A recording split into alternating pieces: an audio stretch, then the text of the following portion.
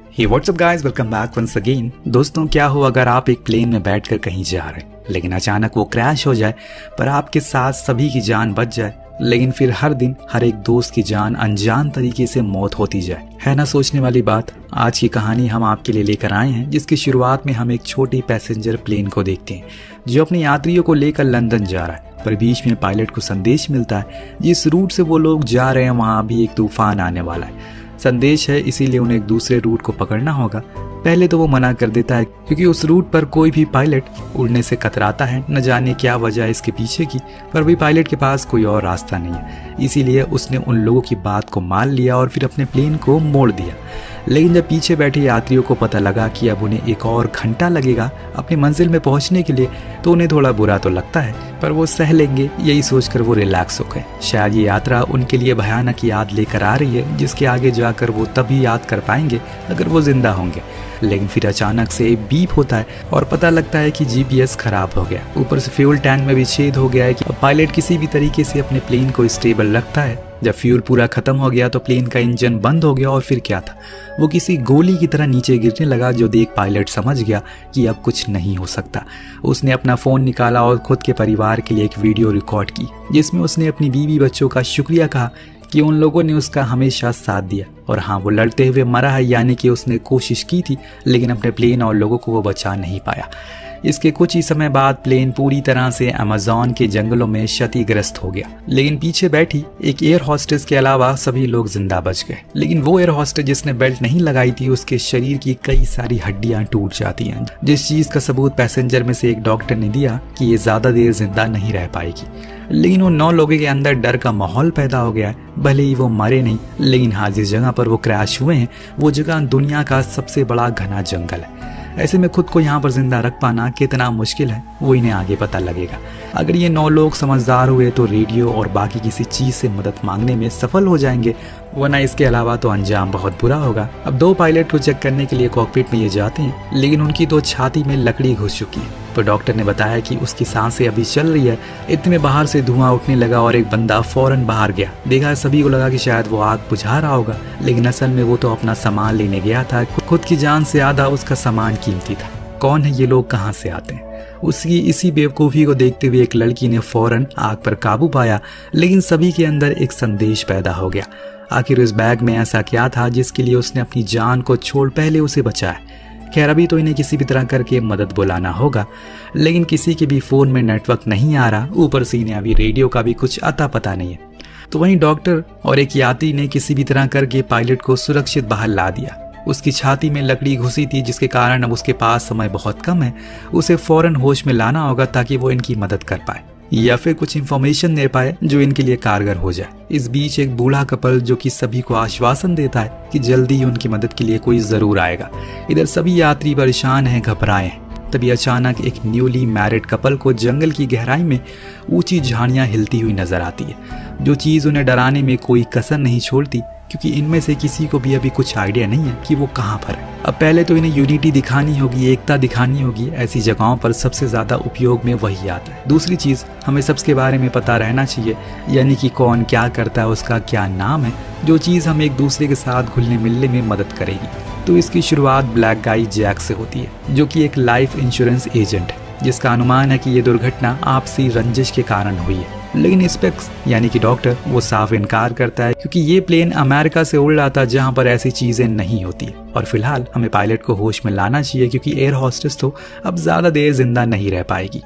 वहाँ पास में बैठी सोफिया, जिसने बताया कि वो आए दिन ट्रैवल करती रहती है, उसका ये अंदाजा है कि ये जगह अमेज़न का जंगल हो सकता है। उसे समझदारी से काम लेना होगा। इसी दौरान उस बैग वाले आदमी ने बताया कि वो एक बॉक्सर है, वो लंदन जा रहा है अपनी लीग में हिस्सा लेने के लिए। इतने में ओल्ड लेडी आखिर ने उसे पूछ लिया कि आखिर इस बैग में है क्या। तो उसने बताया कि इसमें मेरे ग्लव्स हैं, जो कि मेरे लिए अनमोल है। अब सभी थोड़ा मोड़ा एक दूसरे को जान गए थे, तो अब पहले तो उन्हें खुद के खाने और पीने के लिए इंतजाम करना होगा, क्योंकि मदद कब आएगी किसी को कुछ पता नहीं है। जैक ने कहा कि हमें सामानों को ढूंढना होगा और जो कुछ भी मतलब की चीज मिले उसे जल्दी से अपने पास रख लो। सभी काम में लग गए। इस बीच सोफिया ने बताया कि एयर होस्टेस ने अपना दम तोड़ दिया है, तो बेहतर होगा कि हम उसे साइड में रख दें। वो अनायासे में लाश की बदबू और कीड़े या फिर कोई और चीज भी आकर्षित उससे हो सकती है। लोगों को उसकी बात ठीक लगती है, इसीलिए उन्होंने ऐसा किया। और इस बीच उस ओल्ड लेडी ने भी खाने को अलग अलग हिस्सों में रखा, सभी 9 लोगों में बांट दिया। इतने में सोफिया ने बताया कि उसे सबसे ऊंची जगह दिख रही है, अगर हम लोग वहां पर जाएं तो हो सकता है कि नेटवर्क आ सके। जो सुन बॉक्सर अपना सुझाव देता है कि हाँ, ऐसे में हम जंगल में अपने खाने को भी ढूंढ सकते हैं और पानी को भी, दोनों ही वहां पर ज्यादा मात्रा में उपलब्ध है। इस बीच लगातार पायलट खांसे जा रहा है और बार बार पैसेंजर स्पेक्ट्स की ओर देख रहा है, बल्कि वो तो पहले ही बता चुका है कि ऐसे हालातों में सर्जरी करना ठीक नहीं है। लेकिन अब जब सभी उसे इतनी उम्मीदों से देख रहे हैं तो वो इस रिस्क को लेने के लिए मान जाता है, जिसके लिए उन्होंने प्लेन में मौजूद शराब और फर्स्ट एड का इस्तेमाल किया। फिर शुरू कर दी अपनी सर्जरी, वो भी किसी एनेस्थीसिया के। तो आप समझ गए होंगे कि पायलट किस दर्द से गुजर रहा होगा। लेकिन स्पेक्स अपने तजुर्बे से इस काम को पूरा कर देता है, पर काम यही नहीं खत्म हुआ, बल्कि अब पायलट को सर्जरी के बाद वाले खतरे को झेलना होगा, जो कि हो सकता है उसे इन्फेक्शन हो जाए। सभी को इस चीज का ध्यान रखना होगा। प्लेन के अंदर बैठा न्यूली मैरिड कपल जो हनीमून के लिए जा रहा था, वो इसी सोच में डूबा है कि अगर उन पर किसी जंगली जानवर ने हमला कर दिया तो क्या होगा। तभी एक काली परछाई उन्हें प्लेन के दूसरी तरफ दिखाई देती है, जो अचानक से गायब हो गई। दोनों को ही समझ नहीं आया कि वो क्या था। अंधेरा हो गया, सभी जैसे तैसे उस हालत में वहीं सो गए। तभी एक काली परछाई आई और उसने पायलट के मुंह पर कपड़ा रख दिया, शायद उसे कोई मारना चाहता हो। खैर अगले दिन जब इनकी आंख खुली तो उन्होंने देखा कि पायलट का पूरा शरीर नीला पड़ चुका है, जो देख स्पेक को बहुत अफसोस होता है। वो नहीं चाहता कि उसकी सर्जरी की जाए, क्योंकि उसका मानना था कि इन्फेक्शन फैल सकता है, और वही हुआ, जिसके कारण वो मर चुका है।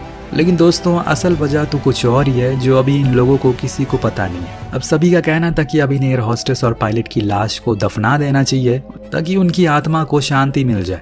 लेकिन बूढ़ी लेडी का कहना था कि उन्हें ऐसे नहीं करना चाहिए, क्योंकि अगर रेस्क्यू वाले आ गए तो हम फिर इन दोनों के परिवारजनों को उन्हें सौंप सकते हैं। कम से कम वो उन्हें आखिरी बार देख तो पाएंगे। लेकिन क्या आपने सोचा कि आखिर अचानक प्लेन का जीपीएस कैसे खराब हो गया? क्या वो बॉक्सर सच कह रहा है कि उस बैग में सामान ही है? किसने रात के अंधेरे में पायलट के मुंह पर कोट रख? वो काली परछाई क्या थी? इन सारे सवालों के साथ ये पहला एपिसोड यहीं खत्म होता है। लेकिन रुकिए, अभी हम चलते हैं दूसरे एपिसोड में, जिसमें हमें कुछ सवालों के जवाब तो हमें पता लग जाएंगे। अब सभी के अंदर डर का माहौल पैदा हो गया है, क्योंकि अभी अभी उनके सामने एक नई मौत हुई है। इतने में जैक कहता है कि हमें इसे दूर ले जाकर दफन कर देना चाहिए, खुद के करीब रखना उचित नहीं है। तो स्पेक्स मान गया और उसे ले जाने लगा।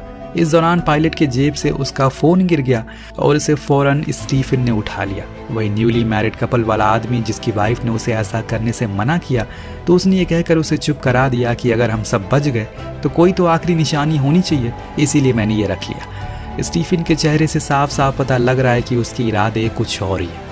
इधर आखिरी समय पर स्पेक्स थोड़ा समय और रुकने को कहता है, हो सकता है कि उन्हें ढूंढते ढूंढते कोई आ जाए। वहीं डॉक्टर खुद को उसकी मौत का जिम्मेदार मानने लगा है। उसे अभी भी लग रहा है कि उसे सर्जरी नहीं करनी चाहिए, पर जैक कहता है कि अब जो होना था वो हो गया, इसमें आपकी कोई गलती नहीं है। पायलट उसके शुक्रिया कहता है, क्योंकि अभी के समय वह पूरी तरह से दिवालिया हो चुका है। यहाँ तक कि उसका परिवार ने भी उसे छोड़ दिया है और अब ये हालत उसे पूरी तरह से तोड़ देंगे। इतना कहकर वो रोने लगता है। अब इन दोनों के जाने के बाद वहां कुछ देर बाद स्टीफन वहां पहुंचा। उसने पायलट की एक उंगली ही काट ली, क्योंकि उसे उसके फोन को अनलॉक करना था। फिंगरप्रिंट की मदद से वो उसके फोन को खोल लेता है, लेकिन ज्यादा कुछ उसे उसमें मिलता नहीं। तभी उसकी नजर एक सॉफ्टवेयर पर पड़ी, जिसे इस कोड की मदद से खोला जा सकता था। इतने में हम किसी और इंसान को उसे ये सब करते हुए देखते हैं, जो चीज स्टीफन भी नोटिस कर लेता है, लेकिन ज्यादा कुछ ध्यान नहीं देता।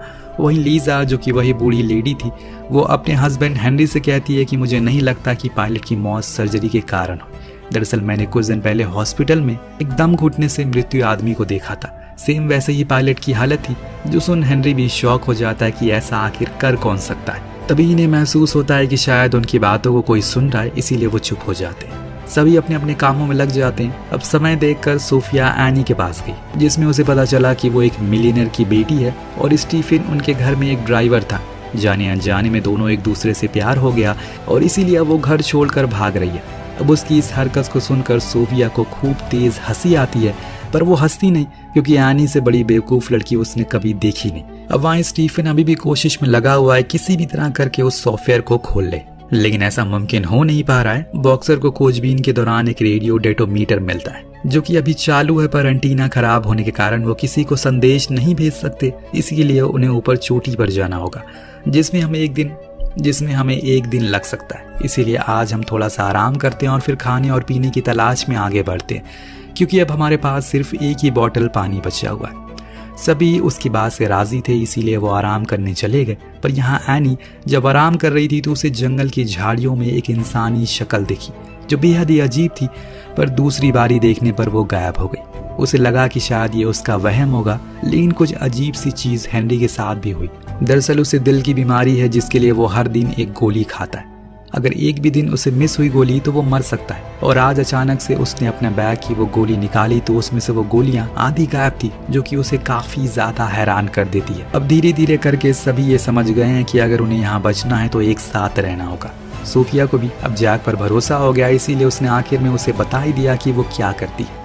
दरअसल वो रिपोर्टर है, इसीलिए वो पूरी दुनिया में घूमकर उन गैर कानूनी या फिर उन रैकेट को पता लगाती है जो सरकार की आंखों के सामने हो रहा। उसका काम बेहद ही खतरनाक है, इसीलिए वो किसी को इस बारे में कुछ बताती नहीं है। अब सभी ने अच्छा खासा आराम कर लिया, इसीलिए वो लोग अब खाने की तलाश में आगे बढ़ते हैं। इस दौरान उन्हें कुछ नीले मशरूम दिखते हैं, पर सोफिया का कहना था कि ये जहरीले हो सकते हैं, लेकिन ये इस बात का सबूत है कि आसपास पानी है। वो पानी की खोज में और आगे निकलते हैं, जो कि आगे जाकर स्टीफन को मिल भी जाता है। वो उसमें बिना देरी के लिए नहाने जाने लगा, लेकिन बॉक्सर ने उसे रोका और कहा कि पहले उसे चेक करना होगा कि ये कितना गहरा है, जिसके लिए उसने एक जूते को फेंका जो पलक झपकते ही पानी के अंदर चला जाता है और जो देख सभी का खून ठंडा पड़ गया कि आखिर ये क्या था। तब सोफिया बताती है कि शायद यहाँ पिराना हो सकती है, पिराना मछलियाँ, जो कि यहाँ पर अभी भी पाई जाती है। और इतने में ही इन्हें गोली की आवाज आई जो हेनरी ने चलाई थी, क्योंकि वो अपने साथ एक बंदूक लेकर आया था। जो एक प्लेन में कैसे आ गई ये हमें तो नहीं बताया गया। हाँ, इतना जरूर पता चला कि वो एक शिकारी है और उसका निशाना काफी अच्छा है। इसकी मदद से उसने बंदरों को मार गिराया और फिर सभी ने उसके मांस को खाया।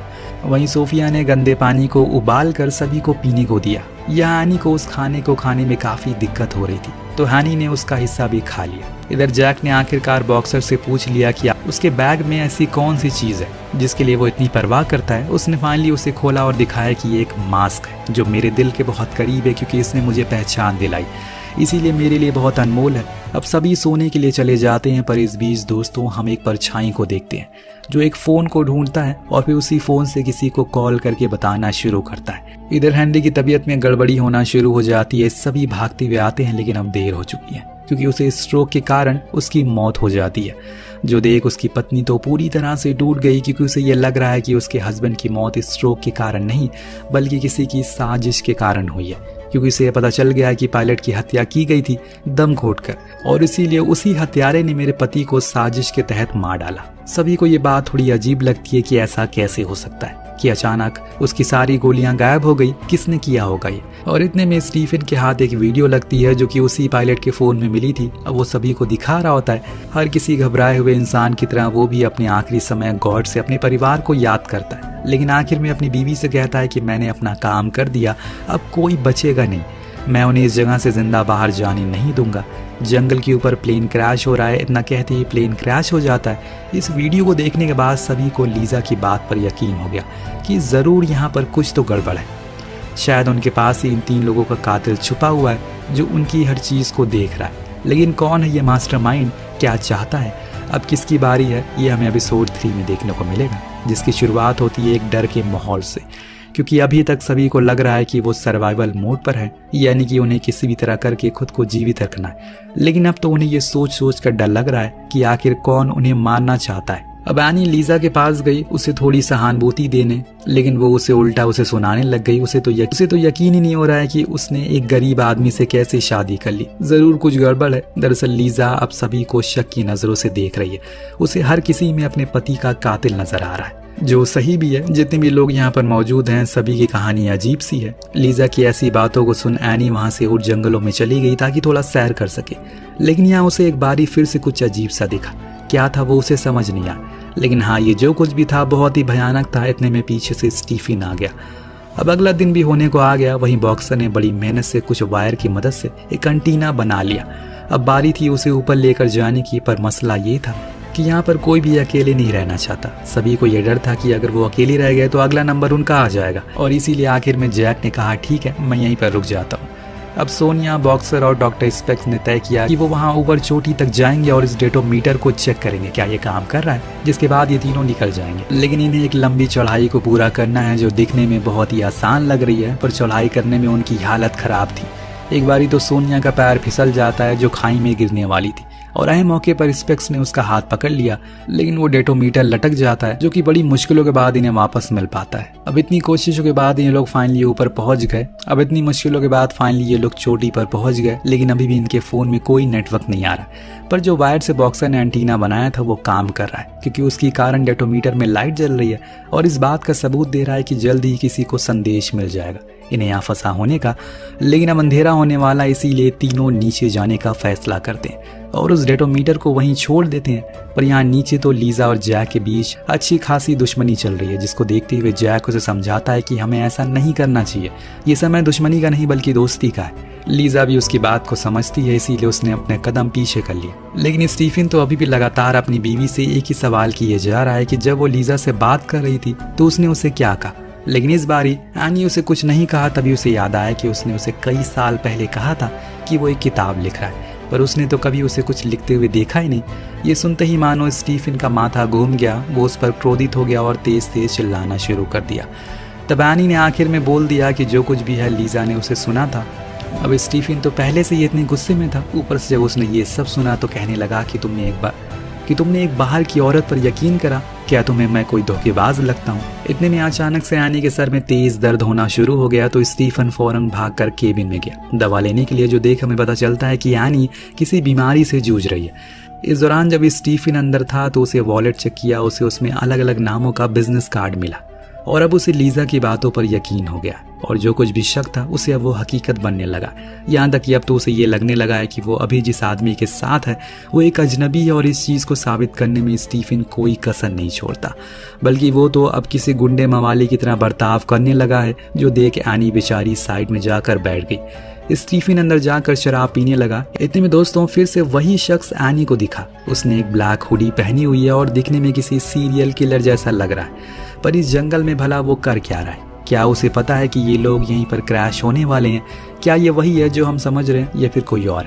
सही मौके पर वहाँ स्टीफन आ गया, जिसे एनी ने बता दिया कि कोई है जो क्रैश होने के बाद मेरे पीछे पड़ा हुआ है। अब मुझे वो हर जगह दिखाई देने लगा है। लेकिन उसने ये कहकर उसकी बात को टाल दिया, शायद उसे कोई भ्रम होगा। जो सुनते ही एनी उसके मुंह पर वही अलग अलग नाम वाले बिजनेस कार्ड को फेंक देती है, जो देखकर वो समझ गया कि इसे पता चल चुका है कि वो क्या काम करता है। इधर दोस्तों दूसरी तरफ तीनों ही पहाड़ से लौट आए और सभी को बताया कि उनका डेटोमीटर काम कर रहा है। और ये सुनते ही सभी के अंदर एक उत्साह पैदा हो जाता है। लेकिन अब रात काफ़ी हो चुकी है। खाने के बाद सब सोने के लिए चले गए, पर वो बॉक्सर अपनी कुछ पुरानी वीडियोस को देखने लगता है, जिसमें वो उसी मास्क को पहनकर लड़ रहा था। इस सीन को देखकर हम एक चीज़ पर गौर करते हैं, हमेशा चुप चुप रहने वाला बॉक्सर जब वो मास्क पहनता है तो उसके अंदर एक अलग ही ऊर्जा पैदा हो जाती है।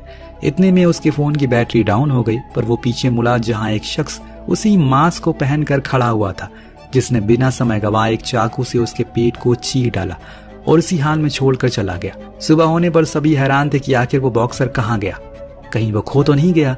लीजा ने कहा कि उसे मार दिया गया है, पर डॉक्टर का ध्यान अभी भी डेटोमीटर पर था। अगर संदेश पहुंच गया तो अभी तक उन्हें लेने के लिए कोई क्यों नहीं आया? दोस्तों इसकी वजह थी उन्हें लौटने के कुछ ही देर बाद किसी ने उनके वायर को काट दिया, वरना कब का उन्हें रेस्क्यू कर लिया जाता। खैर अभी तो ये सभी अलग अलग होकर बॉक्सर को ढूंढने में लगे हुए हैं, क्योंकि उसके लिए वो बेहद जरूरी है। एक वही था जिसे थोड़ा रेडियो के बारे में जानकारी थी। अब सभी ने बहुत छानबीन की, लेकिन किसी को कुछ नहीं मिला, इसीलिए वापस लौट आए। मगर डॉक्टर और सोनिया दोबारा ऊपर जाने का फैसला करते हैं, क्योंकि डॉक्टर का मानना था कि शायद डेटोमीटर में कुछ गड़बड़ी आ गई है, और इसीलिए वो लोग निकल गए। यहाँ सभी आराम से सो गए, पर अचानक से जैक कहीं चला गया, जो देख लीजा भी उसके पीछे पीछे चली गई। इन दोनों के बाद एनी को किसी ने दबी आवाज से पुकारा। वो एक गर्म टहनी को लेकर उसी की ओर बढ़ी। ये वही शख्स था जो उसकी ओर बंदूक तान कर खड़ा था, लेकिन इस बार ये एनी बिना कुछ सोचे समझे उसके सीने में वही टहनी घुसा देती है। लेकिन हकीकत में वो कोई और नहीं बल्कि स्टीफन था। दूसरी तरफ वो दोनों अभी ऊंचाई तक पहुंच गए। तभी जंगल के बीच उन्हें चील उड़ती हुई दिखाई दी। वो फौरन उस ओर गए तो उन्होंने बॉक्सर की लाश को देखा। वो चील नोच नोच कर उसे खा रही है। ये देख वो फौरन अपने लोगों के पास गया और उन्हें इस बारे में बताया। लेकिन जब इधर इन दोनों को पता लगा कि एनी ने अपने ही पति को मारने की कोशिश की, अब उसके ऊपर चला गया। पर स्टीफन ने अपनी पत्नी का साथ देते हुए कहा कि दरअसल उसने बचपन में एक आतंकवादी हमले में अपने करीबी को खोते हुए देखा है, जिसके कारण उसे हर मोड़ पर अजनबी नजर आते हैं। तो उसे लगता है कि वो उसका दुश्मन है, पर यह चीज़ सभी के अंदर और संदेह पैदा कर देती है। क्या पता एनी ने ही उन तीनों को मारा हो अपनी इस गलतफहमी की वजह से। क्या पता उसे भी उनमें वो आतंकवादी नजर आ रहा हो। अगर उन दोनों की मौत हादसा थी तो बॉक्सर को पक्का किसी ने मारा है, क्योंकि शरीर पर चाकू के घाव थे। लेकिन सोनिया को लगता है कि ये काम एनी का नहीं है, ज़रूर कोई और है। जो सुन डॉक्टर कहता है कि कौन है वो, तो वो कहती है कि बूम। इसी के साथ ये एपिसोड यहीं ख़त्म हो जाता है। लेकिन इसके आखिरी के सीन में हमें प्लेन के ऊपरी हिस्से में एक चूहे को दिखाया जाता है जो कुछ पाउडर के पैकेट को खा रहा है। क्या ये सारा मामला नशे की तस्करी का है? हो सकता है कि सब कुछ पहले से प्लान है। गुमराह करने के लिए इसे एक प्लेन क्रैश का सीन बना दिया गया हो सकता है कि जो इन्हें मार रहा है वो किसी गैंग का मेंबर हो जो अपनी सप्लाईज को लेने के लिए आया हो। अब ये सारे सवालों के जवाब हमें आने वाले एपिसोड में मिलेंगे, जो कि अगली वीडियो में आएगा। आपको ये कहानी कैसी लगी हमें कमेंट करके ज़रूर बताएगा। हम मिलते हैं अगली वीडियो में। Thank you so much watching.